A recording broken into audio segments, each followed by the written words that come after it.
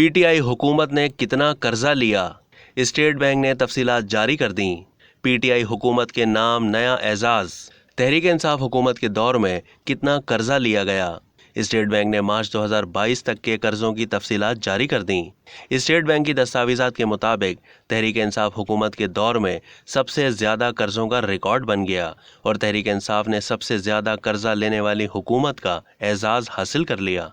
मुल्क के ज़िम्मे वाजिबुल अदा कर्जे में हुकूमत की जानिब से लिए जाने वाले कर्जे के साथ मुल्क के इदारों की जानिब से लिए जाने वाले कर्जे भी शामिल होते हैं, जिनकी ज़ामिन हुकूमत होती है। पाकिस्तान तहरीक इंसाफ की हुकूमत, पीपल्स पार्टी और पाकिस्तान मुस्लिम लीग नून की गुज़िश्ता हुकूमतों को पाकिस्तान के कर्ज़ों में इजाफे पर मूरद इल्ज़ाम ठहराती है।